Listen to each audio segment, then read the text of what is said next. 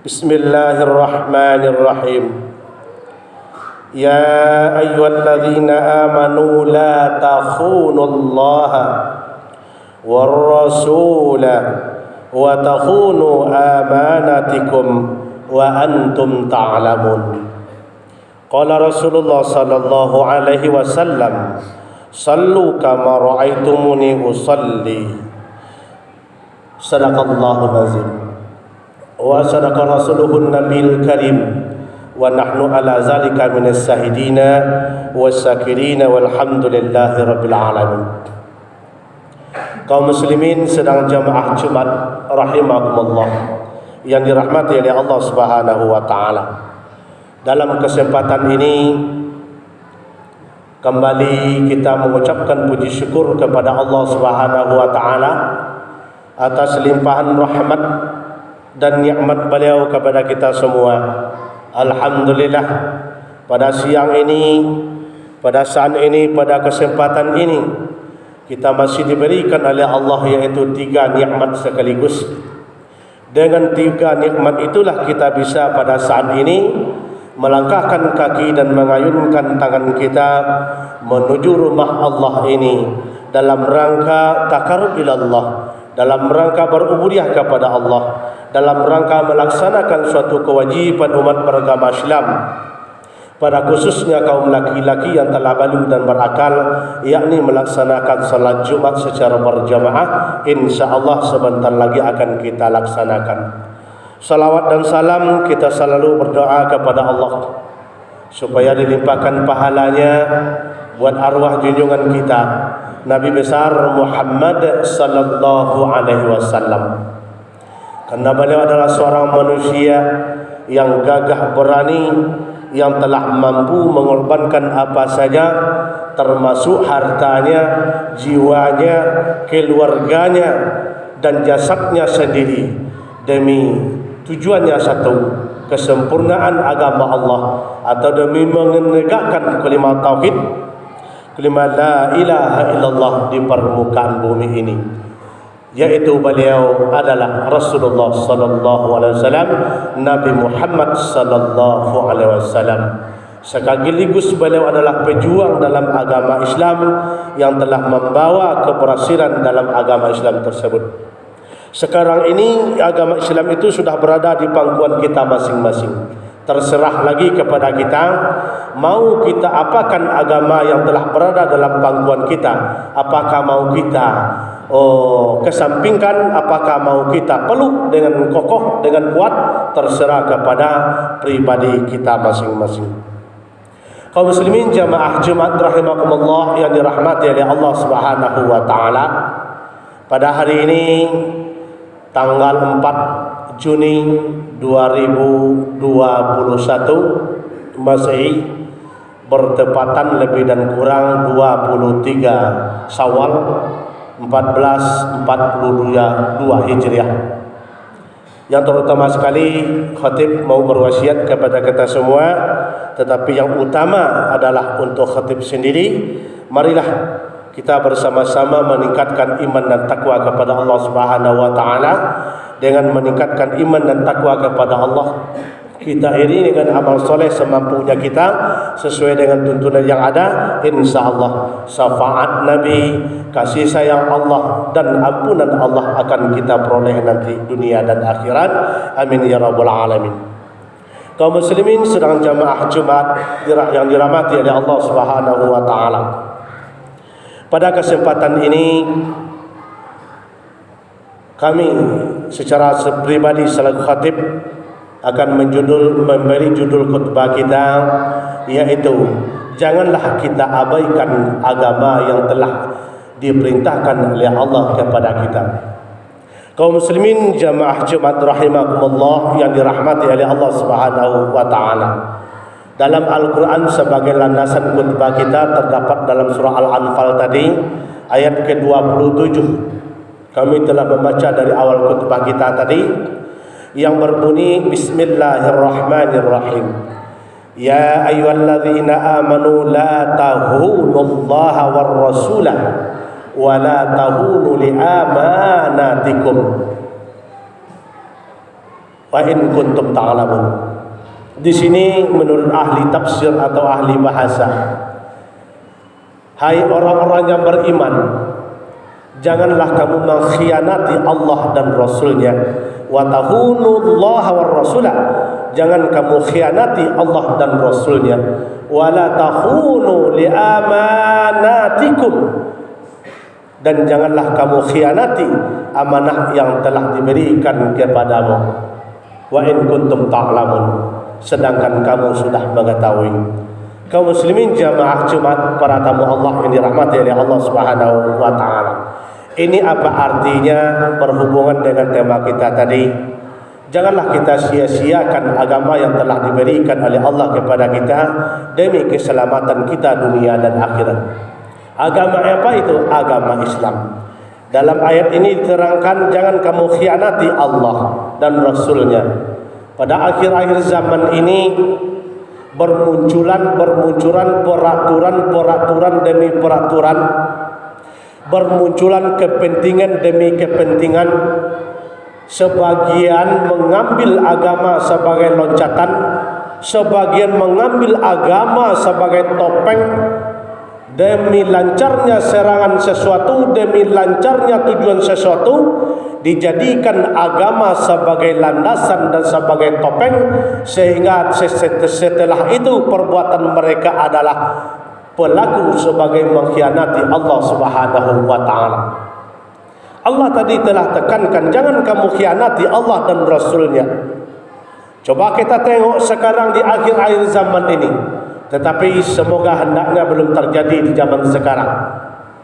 Betapa banyak keputusan demi keputusan yang sangat melanggar tata cara tatanan agama Islam, yang telah melanggar hukum-hukum Allah dan Rasulnya.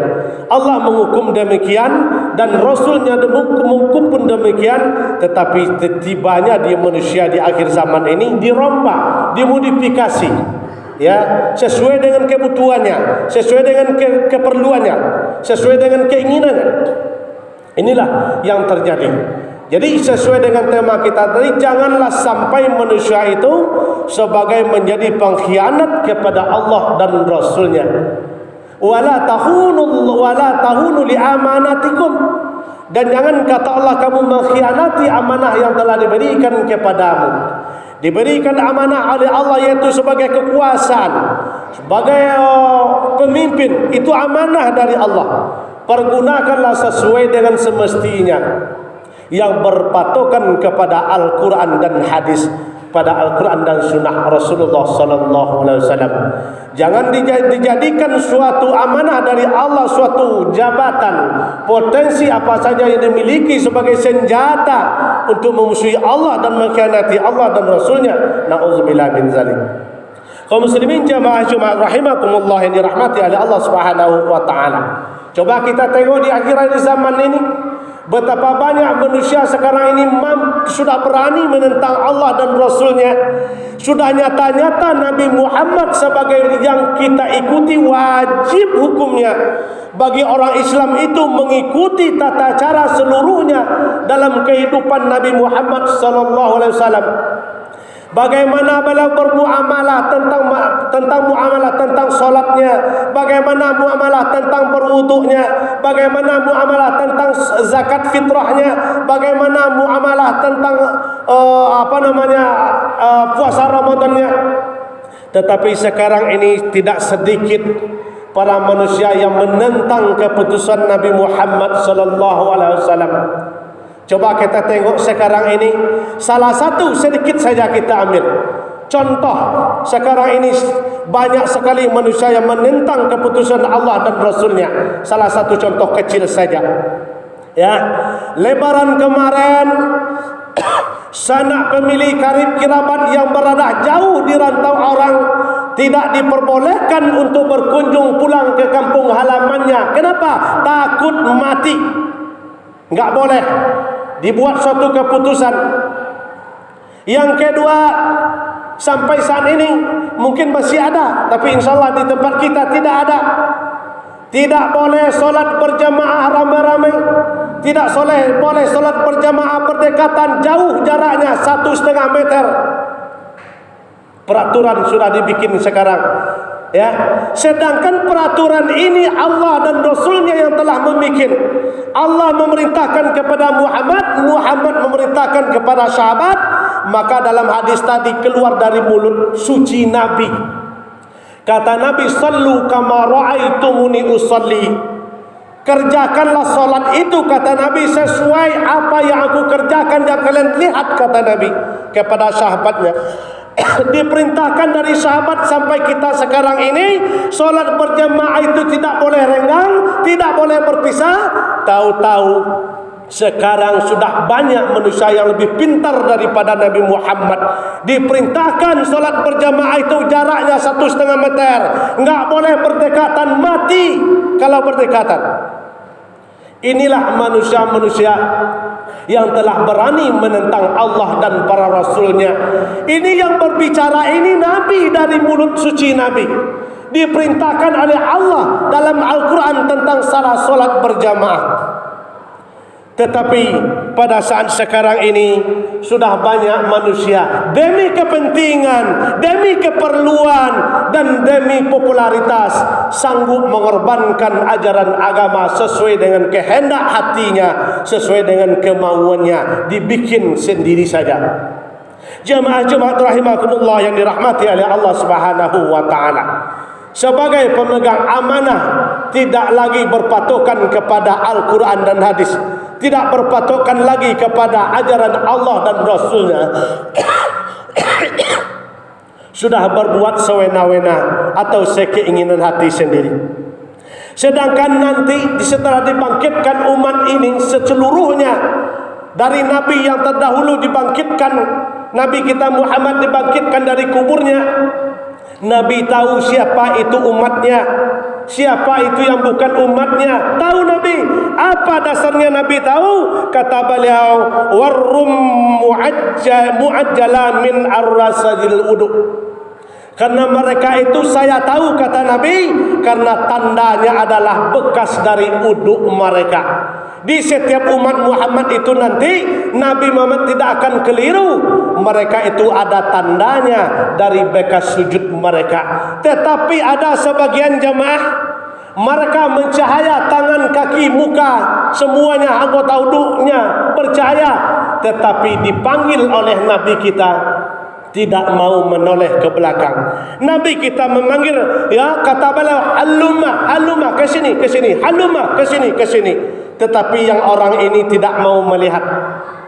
Padahal kaki dan tangannya, wajahnya percaya, tandanya dia umat Muhammad. Datang malaikat kepada Muhammad, hai Muhammad, itu memang umatmu dulu Muhammad, tetapi mereka sudah berani merubah-rubah ajaran engkau, sudah memodifikasi ajaran engkau. Maka sekarang ini mereka itu tidak mendengar panggilan engkau. Setelah disampaikan oleh malaikat kepada Muhammad, apa jawaban beliau pada saat itu?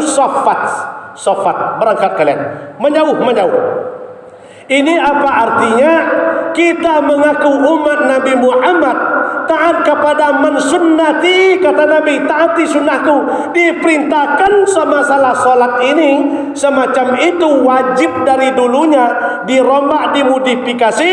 Inilah orangnya nanti pada hari kiamat dibangkitkan dari kuburnya, tidak mau menoleh dan melihat apabila dipanggil oleh Nabi Muhammad SAW. Kenapa?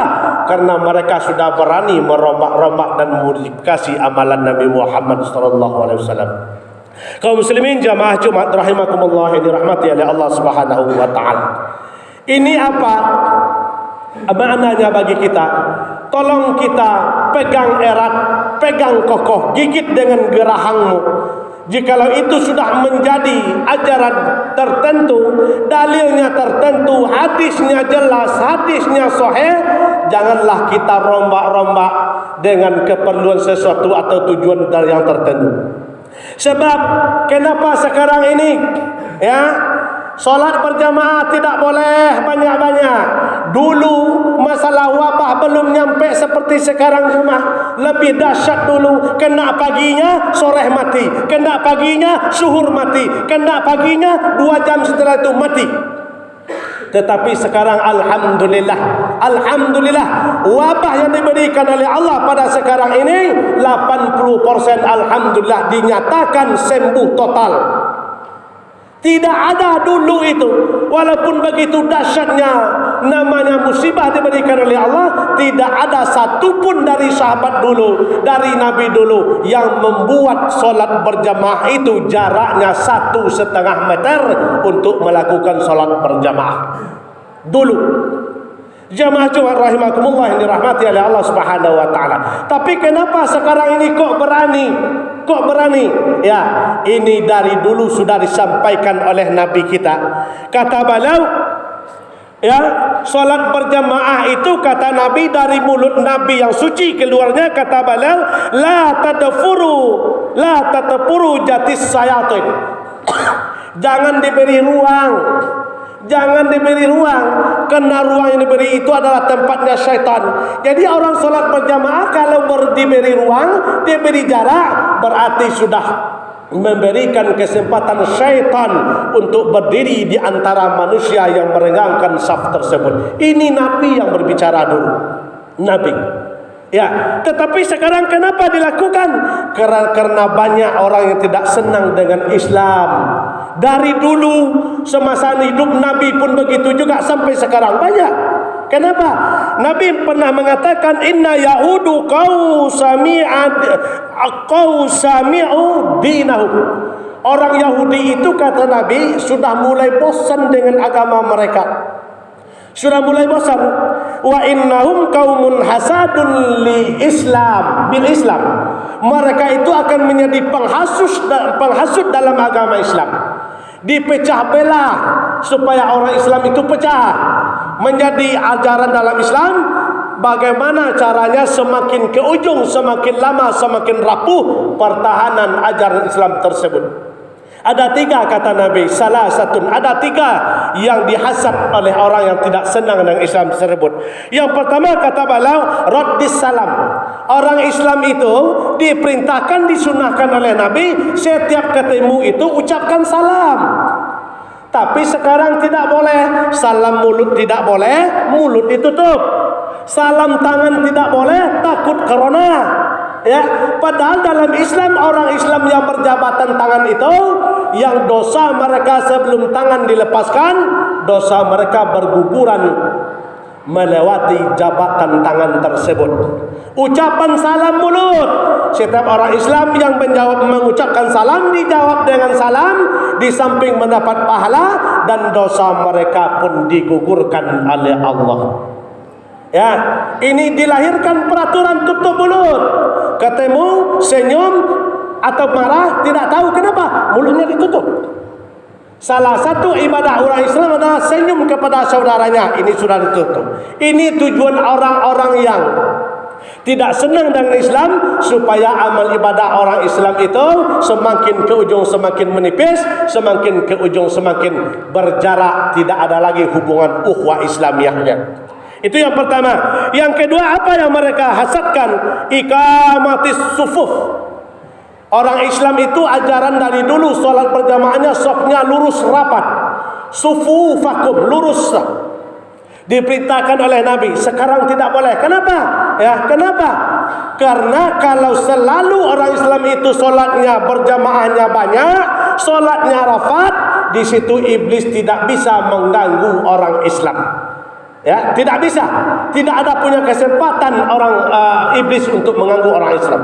Begitu juga rahmat akan diturunkan oleh Allah kepada tempat tersebut. Maka orang yang anti Islam itu, yang bermusuh dengan Islam, tidak senang dengan itu. Yang ketiga, singkat saja, apa yang mereka hasadkan? Ma'muman faqala imam. Ketika aminnya si makmum bersamaan dengan imam, lah itu yang dosa si makmum, yang dosa si imam diampuni oleh Allah Subhanahu wa taala. Yang kedua, malaikat iblis, syaitan akan lari terbirit-birit ketika aminnya si makmum dengan imam itu bersamaan. Ini yang tidak senang orang-orang yang tidak senang dengan Islam dari dulu. Ya, tidak senang dari dulu. Semakin banyak amin imam dengan makmum bersamaan, semakin gugur dosanya, semakin diberikan rahmat oleh Allah. Ini yang menjadi tidak senangnya. Maka dibikin peraturan solat berjamaah tidak boleh banyak lagi. Biasa muatan masjidnya 1000, sekarang dibikin 500 atau 100 saja. Kenapa? Supaya jangan banyak orang mengucapkan amin bersamaan meminta kepada Allah Subhanahu wa taala. Kaum muslimin jamaah Jumat rahimakumullah, itu singkat saja. Ya, jadi agama kita sudah diutaati oleh orang yang tidak mau, yang tidak senang dengan Islam dari dulu, yang kita konsisten dengan ajaran Nabi, pegang dengan kuat, gigit dengan gerahanmu, walaupun akan terbakar lidahnya oleh api, walaupun akan terbakar tangannya oleh api, pegang dengan kuat, jangan kita robah patokan kita. Salah satu hadis Nabi tadi, sallu kama ra'aitumuni usolli, itu dari mulut Nabi yang suci keluarnya. Kalau kalian solat, kata Nabi, lakukan sesuai dengan aku lakukan. Sebagaimana kalian melihat aku. Solat berjamaahnya begini, banyaknya begini, peraturannya begini. Mari kita taati, kita konsisten dengan itu. Insya Allah rahmat Allah akan bersama kita. Ya, wala tariku illa biiznillah. Tidak akan bergerak sesuatu jikalau tidak izin Allah Subhanahu wa taala. Bukan kita meremehkan nyawa orang lain, bukan kita meremehkan wabah yang diberikan oleh tidak, bukan kita meremehkan nyawa orang lain, tetapi konsistenlah dengan peraturan Allah dan Rasulnya. Berpegang kita kepada kasih itu, insya Allah hidup kita selamat dunia dan akhirat. Tapi kalau kita mati dalam masjid ini, contohnya dalam mentaati perintah Allah, insya Allah husnul khatimah, insya Allah mati syahid. Tapi kalau mati dalam mentaati peraturan manusia yang tidak bertanggung jawab, na'udzubillah min zalik. Na'udzubillah min zalik. Kalau peraturan manusia yang tidak bertanggung jawab ditaati, mati dalam pada itu, maka tidak menutup kemungkinan mati dalam keadaan munafik kepada Allah Subhanahu wa taala, tapi mati dalam mendekatkan diri kepada Allah, mati dalam mentaati ajaran Rasulullah sallallahu alaihi wasallam, insyaallah mati kita akan diselamatkan oleh Allah Subhanahu wa taala. Oleh karena itu, mari kita sama-sama konsisten dengan ajaran Islam yang telah kita dibawa oleh ulama kita yang tadi dahulu. Mari kita sesuai dengan aturan Allah dan Rasulnya untuk beribadah kepada Allah Subhanahu wa taala. Jangan kita sia-siakan amal ibadah ini, jangan berbuat sekedar hati dan jangan berbuat semau kita. Insyaallah kita semua akan diselamatkan oleh Allah Subhanahu wa taala. Fa'tabiru ya ulil absar la'allakum tatazakkarun.